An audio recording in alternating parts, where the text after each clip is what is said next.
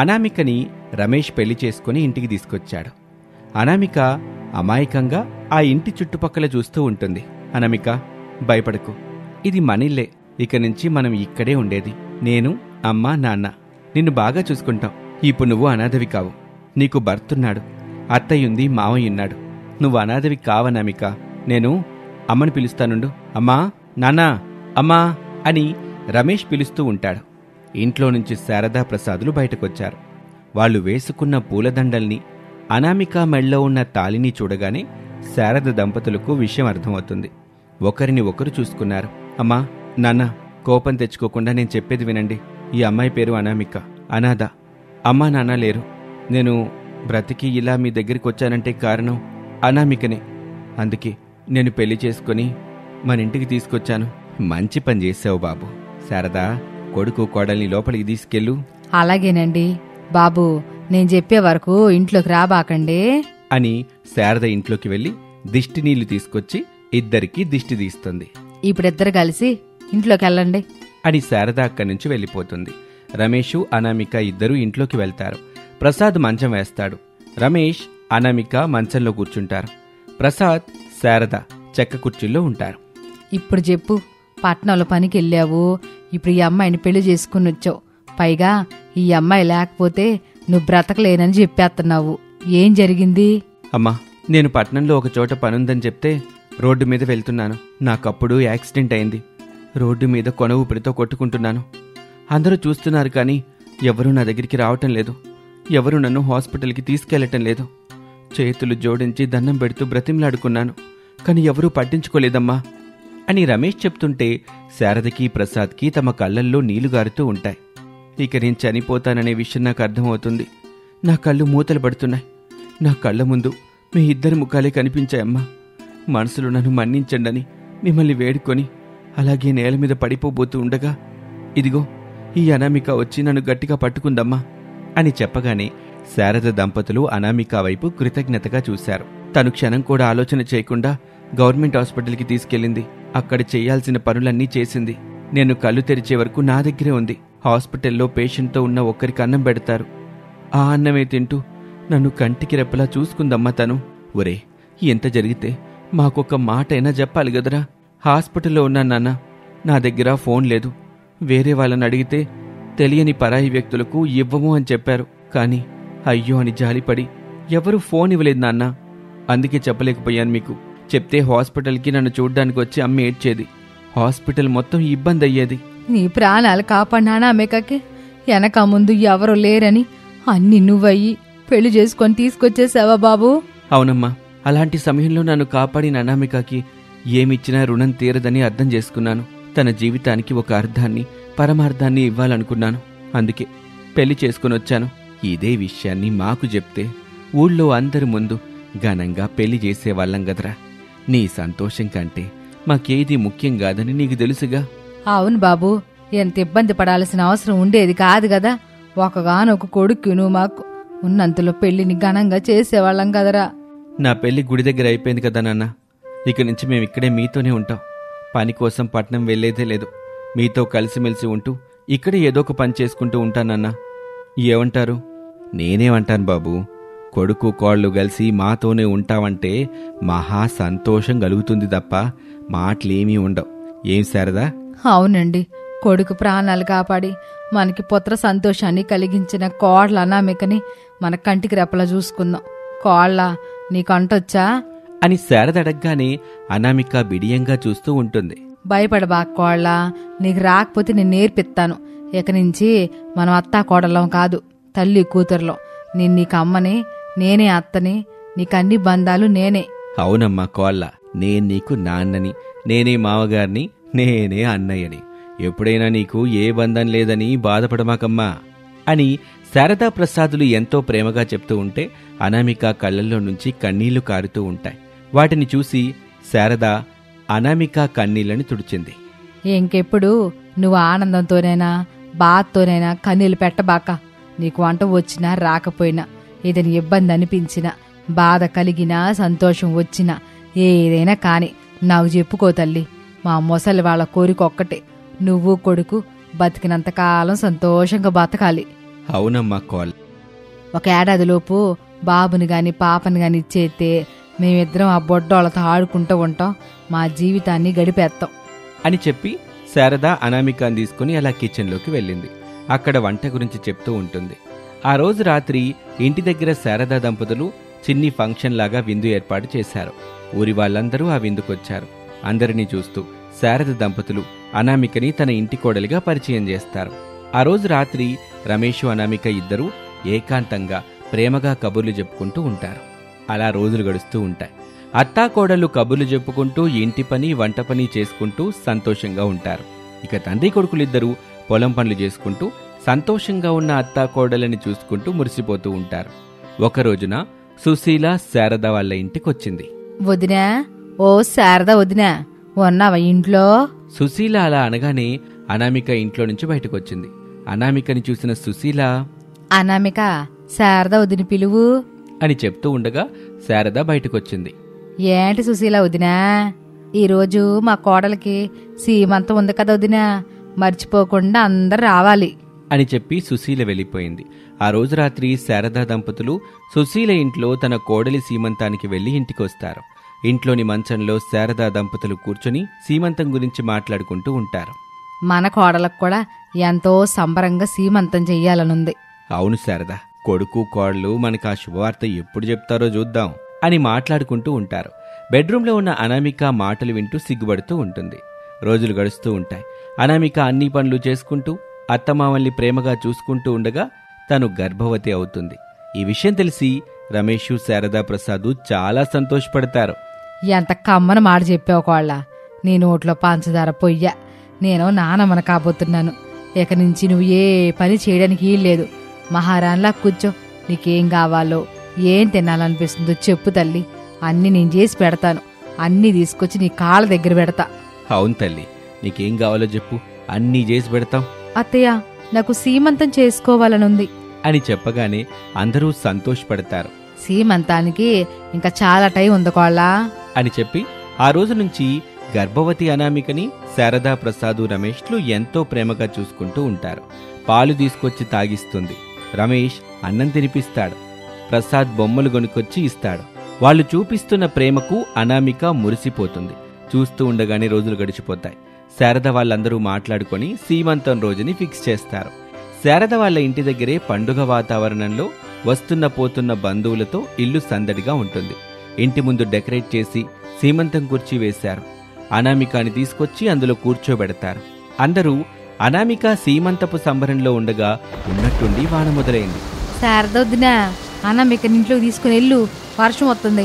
అలా వెళ్ళకూడదు శారద పిన్ని, వానొచ్చినా ఏమొచ్చినా సీమంతం చెయ్యాలి, చేసేయండి. ఈ చిన్న వానకి ఏమవుద్ది, సీమంతం మొదలుపెట్టి మధ్యలో ఆపితే బాగుండదు. చేసేయండి. వర్షంలో సీమంతం ఏంటి, చెయ్యాలి. వర్షంలో సీమంతం చేస్తే తప్పులేదులే అని సుశీల అపర్ణ వాదించుకుంటూ ఉండగా శారదా ప్రసాదు రమేష్లు మాట్లాడుకొని ఆ వర్షంలో అనామికకి సీమంతం చేయటానికి ఒప్పుకుంటారు. సీమంతం మొదలు పెడతారు. రమేష్ వర్షంలో అనామిక తడవకూడదని గొడుగు పట్టుకుంటాడు. అలా అమ్మలక్కల మధ్యలో వర్షం పడుతూ ఉండగా అనామిక తన సీమంతాన్ని పూర్తి చేసుకుంటుంది. అందరూ వెళ్ళిపోవడంతో వాన కూడా వెలిసింది. అందరూ ఇంట్లో కూర్చుని ఉన్నారు. ఏం కోళ్ళ, నీ కోరిక ముచ్చట తీరిందా? అర్థం కాలేదత్తయ్య.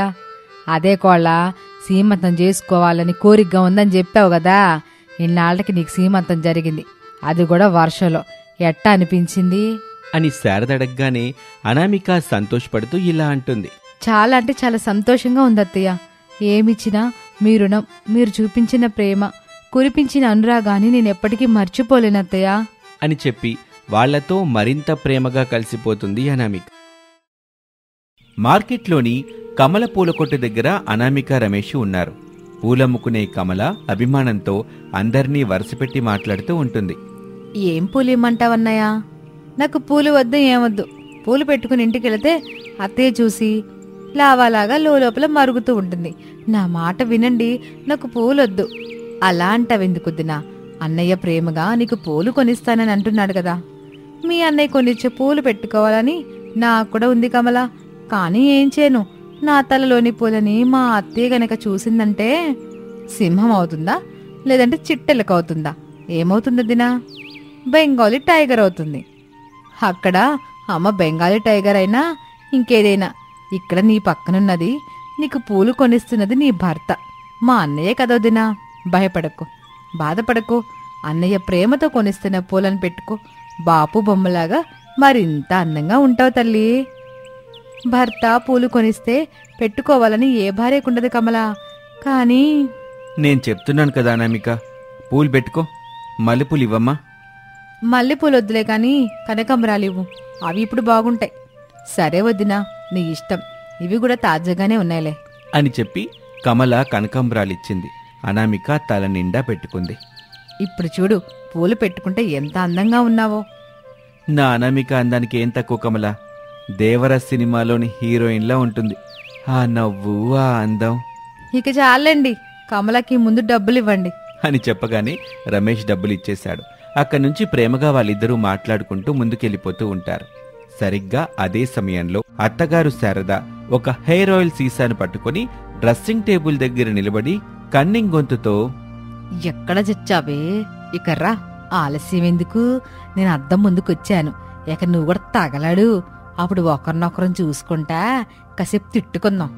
రోజు మనం చేసే పని ఇదే కదా, రోజు నేను అద్దం ముందుకొచ్చి నిలబడతానో లేదో, అట్టా నువ్వు కూడా వచ్చేస్తా ఉంటావు కదా, ఇక తగలడు అని మిర్రర్లోకి చూస్తూ ఉంటుంది శారద.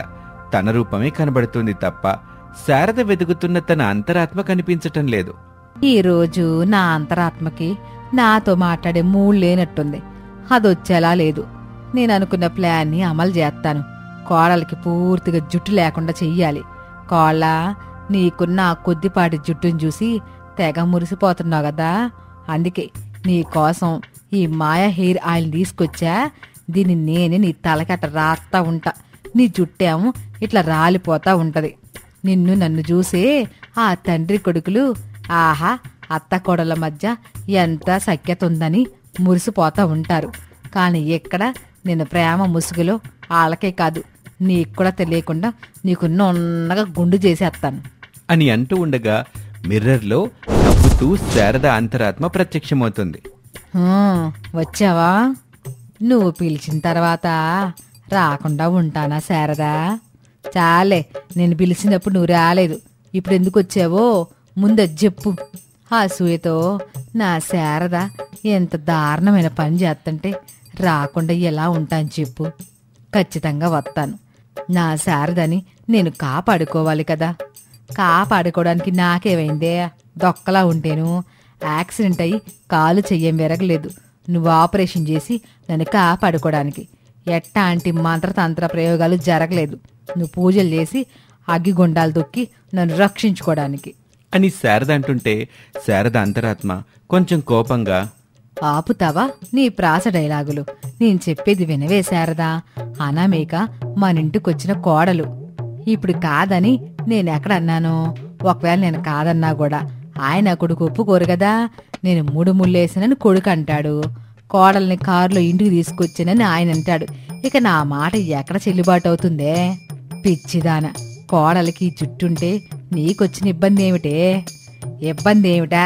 రావే నాతో పట్రా, నీకు నా ఇబ్బంది లేవిటో చూపిస్తాన్రా అని చెప్పి శారద తన చేతిలో ఉన్న మాయా హెయిర్ ఆయిల్ సీసాని పక్కన పెట్టి వెంట్రుకలున్న దువ్వెనని చూపిస్తుంది. మిర్రర్లోని శారద అంతరాత్మ చూసి, ఇందులో నీకొచ్చిన ఇబ్బంది ఏముంది శారదా? ఈ వెంట్రుకలు ఎవరు తీస్తారే? తల దూకున్న తర్వాత వెంట్రుకలు తీసి వాష్ చేసి పెడితే నేను దూకుంటానుగా. తర్వాత ఆయన కొడుకు కూడా దూకుంటారు కదా. నువ్వు నీ కక్కుర్తి, నీ కక్కుర్తిలో నా కాకరకాయ కూర. నువ్వొక 10 రూపాయలు పెట్టి కొత్త దువ్వెనేమైనా కొనుక్కోవచ్చు కదనే. ఎలాగో భర్త సంపాదిస్తున్నాడు, కొడుకు కూడా సంపాదిస్తున్నాడుగా. ఇద్దరు డబ్బులు తీసుకొచ్చి నీకే ఇస్తున్నారు కదా. నువ్వు కోడలు వాడింది కాకుండా కొత్తది కొనుక్కొని వాడుకోవచ్చు కదా. కోడలకున్న ఆ కొద్దిపాటి జుట్టు వల్ల నేను ఇబ్బంది పడుతున్నానో మిర్రర్లో ఉన్న నీకు, నాతో ఉంటున్న నా భర్తకి, నా కొడుక్కి ఏం అర్థం అవ్వట్లేదు. మన భర్త అని చెప్పవే ప్రసాద్, మన ఇద్దరికి భర్తే, అది మర్చిపోకు. ఇక నువ్వు వెళ్ళిపో, కొడుకు కోళ్ళొచ్చినట్టున్నారు. నేను కోడలికి సేవ చేసుకోవాలి, లేదంటే మనసు ఇబ్బంది పడిపోద్ది అని చెప్పి ఆయిల్ సీసాను తీసుకుని అక్కడి నుంచి శారద వెళ్ళిపోతుంది. మిర్రర్లో మాత్రం శారద అంతరాత్మ అలాగే ఉంటుంది. వెళ్తున్న శారదను చూస్తూ, ఓర్వలేనితనంతో చేస్తున్నావు కదా, తిరిగి నీకే దెబ్బ తగులుతుంది చూడు.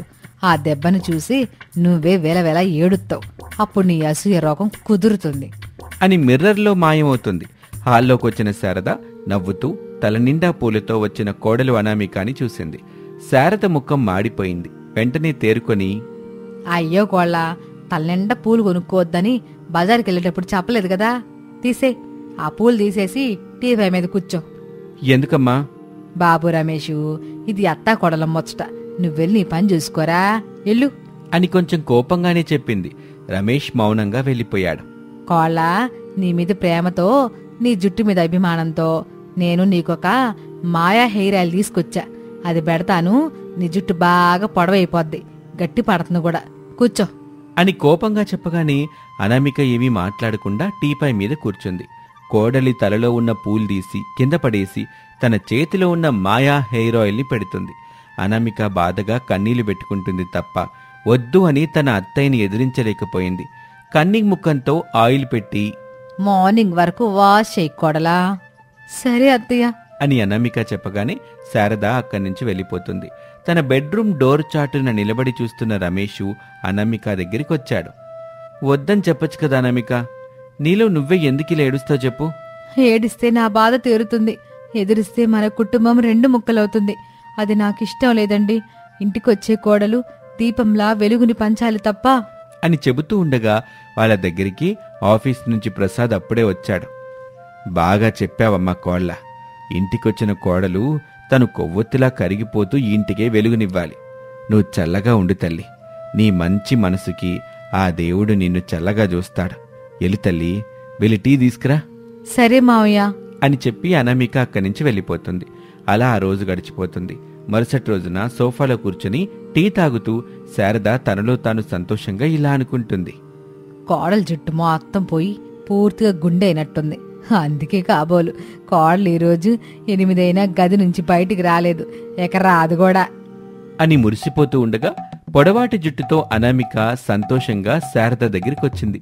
అంతే, కోడలి పొడవాటి జుట్టును చూసి షాక్ అయింది శారద. నోట్లో ఉన్న టీని ఉమ్మేస్తుంది కూడా. వెంటనే శారద అంతరాత్మ బయటకొచ్చి సంతోషంగా భల్లే భల్లే డాన్స్ చేస్తూ ఉంటుంది. మీరు నిజంగా మనసున్న అత్తగారత్తయ్య. నా జుట్టు కోసం ఎక్కడికో వెళ్లి మాయా హెయిర్ ఆయిల్ తీసుకొచ్చి మరీ బలవంతంగా పెట్టారు. ఉదయం వరకు స్నానం చేయొద్దని కూడా చెప్పారు. నేను కూడా అదే చేశాను. నాకిలాంటి పొడవాటి జుట్టు వస్తుందని అనుకోలేదత్తయ్య. ఎలా మీ రుణం తీర్చుకోగలనో నాకేమీ అర్థం కావడం లేదు. కోడలు అందంగా ఉండాలని కోరుకునే మీలాంటి అత్తయ్య నాకు దొరికినందుకు నేనెంతో పుణ్యం చేసుకుని ఉండాలి. ఇక మీకు రాత్రి పగలు సేవలు చేసుకుంటూ ఉంటానత్తయ్య అని చెప్పి అక్కడి నుంచి వెళ్ళిపోతుంది. శారద కోపంగా చూస్తుంది. తన పక్క డాన్స్ చేస్తున్న శారద అంతరాత్మ గబుక్కున్న తన లోపలికి వెళ్తుంది. శారద ఆవేశంగా తన రూంలోకొచ్చింది. కోడలికి పెట్టిన మాయా హెయిర్ ఆయిల్ ని చూస్తూ తను పెట్టుకుంటుంది. ఆ రోజంతా తలుపేసుకుని గది నుంచి బయటకు కూడా రాలేదు. అత్తయ్యా అత్తయ్యా అని అనామిక ఎన్నిసార్లు పిలిచినా బయటికే రాలేదు. తన పొడవాటి జుట్టును చూడలేకపోయింది. ఆయిల్ పెట్టుకుని బెడ్ మీద కూర్చుని ఉంటుంది శారద. రోడ్డు మీద కనబడిన ఈ ఆయిల్ ఇచ్చినా ఆ మూలికలోడ్ని అంటూ తనకు ఆయిల్ అమ్మిన మూలికలవాణ్ణి తిడుతూ ఉంటుంది. అలా ఆ రోజు గడిచిపోతుంది. శారద లేచి తన జుట్టును చూసుకుంటుంది. అంతే, జుట్టు మొత్తం పోయింది, గుండుగా మారిపోయింది. శారద బాధగా కన్నీళ్లు పెట్టుకుంటుంది. శారద అంతరాత్మ మాత్రం మిర్రర్లో నవ్వుతూ కనిపిస్తూ ఉంటుంది. అప్పుడే నిద్రలేచిన ప్రసాదు గుండుతో ఉన్న శారద వైపు చూసి, శారద, ఇప్పటికైనా అసూయని, ఈర్ష్యని, ఓర్వలేని తనాన్ని విడిచిపెట్టు శారదా. అనామిక ఎవరు? మనింటికి కోడలు. కొడుకు కోడలు సంతోషంగా ఉండాలని కోరుకోవాలి, సంతోషంగా ఉండేలా చూసుకోవాలి. కానీ ఇలా చెయ్యొద్దు శారదా, దేవుడు తగిన గుణపాఠం చెప్తాడు అని చెప్పి అక్కడి నుంచి ప్రసాద్ వెళ్ళిపోతాడు. ఇక అప్పటినుంచి శారదలో మార్పు మొదలైంది. కోడలు అనామికాని ప్రేమగా చూసుకోవటం మొదలుపెట్టింది.